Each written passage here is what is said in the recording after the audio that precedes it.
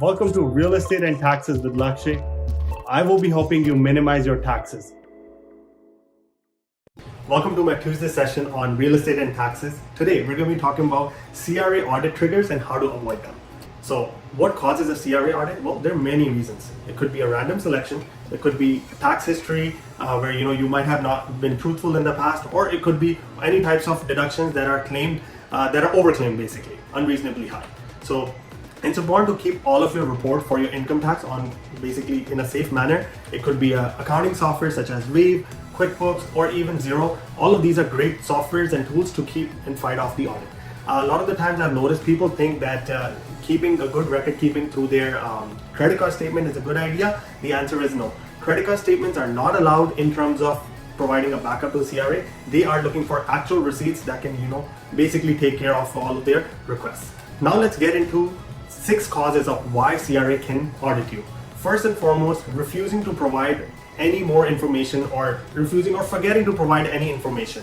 So whenever you come to Canada as a newcomer, right, CRA wants to know a lot more information about you in regards to maybe what was your income before coming to Canada.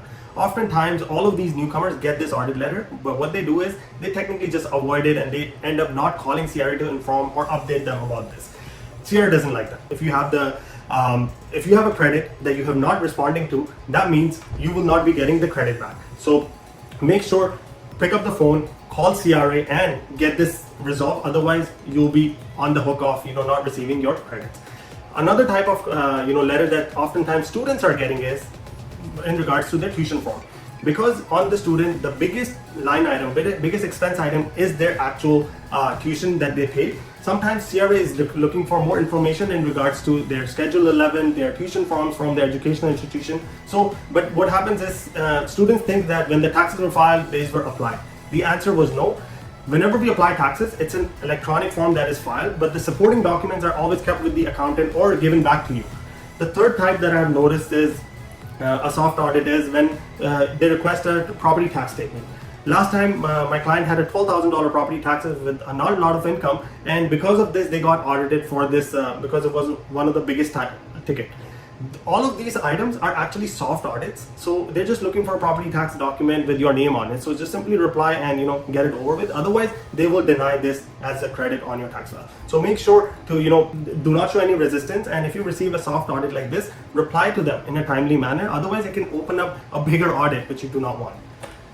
The second type is claiming unusually high credits or deductions on your tax return. So what happens is, let's assume if one of my clients had a pre-construction deposit that they had paid, and what they decided was they decided to forego that deposit because they didn't want to close up on it as the appraised value wasn't coming and there would have been negative cash flow for quite a few years.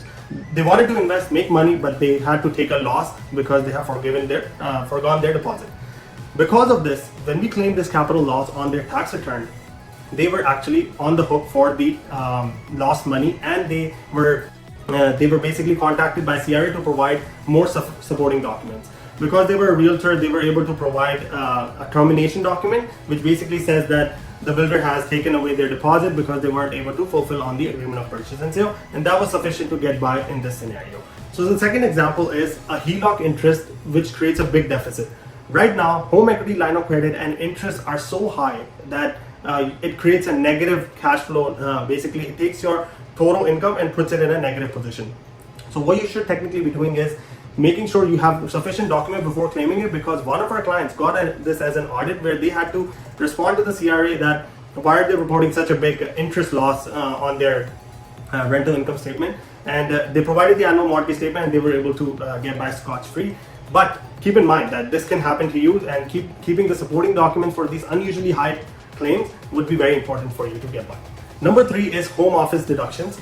A lot of the times people have bigger homes, so it doesn't mean if you have a bigger home, your home office is eventually going to get bigger. If you have a 6-bedroom home, your home office should not be 50% of those expenses, because everything is prorated. So you have to be very precise as to what your square footage is for your home office divided by the total square footage of your total home, and this will give you a better estimate as to how much your home office expenses are. If you're claiming anything more than 10%, chances are it might trigger an audit, so be aware of that so you can avoid it. Number 4 is actually writing off 100% of your vehicle. If you're using the vehicle for business purposes, like if you have a moving vehicle and you're in a moving business, go ahead. If you have a snow plowing business and you're claiming the whole snow plow cost vehicle on your taxes, go ahead. But if you're using a family sedan and claiming 100% of that on your business income, that is not allowed. Technically, any play dates, any soccer matches, anything where you are taking your family out for dinners or a Niagara Falls trip, that should not be part of it. So only 90%, 80% of your car's expenses can be claimed.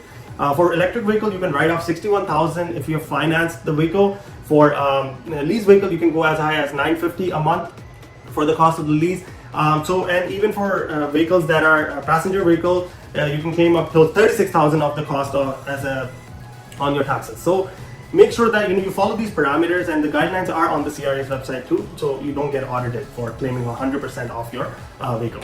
Number 5 is rental property that keep losing money and you're reporting a big deficit year after year, year after year. So what happens is, if you're reporting a consecutive loss every year, CRA doesn't like it, because the idea of having a rental property is actually create a passive income for you to support your family, right? But if you're claiming losses consecutively, CRA doesn't like that, because they think that maybe there's something else that is happening. The only time that you should technically be in a loss position on a rental property is when you had a renovation, right? Otherwise, it should technically not be in a loss position for mostly. And I know interest rate was very high last year, so that really threw off the rental income ratios. But keep in mind that one-off cases are allowed, but if you're consecutively claiming losses, CRA will definitely request for proof as to what's happening there. One of the other things that this same logic applies to is businesses. One of our businesses was claiming losses year after year and getting a very big HST refund. CRA didn't like that, and they requested that, hey, what's happening? This is the 3rd year you're in operation. Why are you still making losses? And they had to basically prepare a document and showcase that because of COVID happened, they weren't able to really recover from that. So keep in mind to have those documentation. The next one is overpaying salaries to spouse and children. A lot of the times what happens is children and spouses are working with our business and helping us. It could be for showings, booking appointments, it could be children working as administrative assistant, but you have to be very reasonable. If let's assume you're a doctor and you want to write off some expenses, you can't pay your children $50 per hour. It has to be reasonable, $18 to $20, in order for you to claim it on your taxes and not be questioned. Otherwise, CRA will be like, you have to match the market rate. You can't get an advantage just because they're your child and you want to give them more money or write it off against your income. The second thing that I have noticed is having consistently reporting your expenses. If let's assume one year you have $3,000 worth of travel expense, the following year is $10,000. That's a big jump. Sometimes these kind of things trigger the audit, and if by all means, if you're keeping a very good record keeping, it's great that you can provide backup. But if you want to avoid those kind of problems, don't report bigger jumps in your year over year numbers. So finally, the key takeaways from this presentation is make sure whenever there's an audit, there's only a few parties that the auditor is speaking to, which is yourself, the public accountant, and the bookkeeper. It shouldn't be no one else that is responding on your behalf. A lot of the times you can simply, if the audit response has been prepared and it's like a couple hundred pages, you should be technically using CRA My Business Account portal, where you can just upload this document electronically rather than paper mailing, because imagine sending a 300 paper file and then getting it lost on the way, right? So those are some of the things that I would like to recommend, that set up your My Business Account.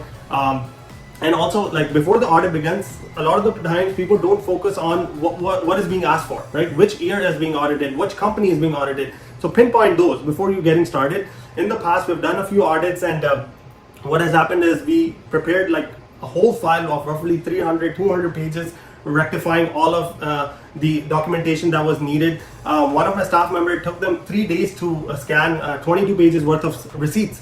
Right, to put together. So those are some of the things to keep in mind in order to come out scotch-free from this audit. And I hope today's presentation sheds some light on what you should be doing versus you shouldn't be doing, and how to avoid a CRA audit. Thanks, and have a good day. See you next week.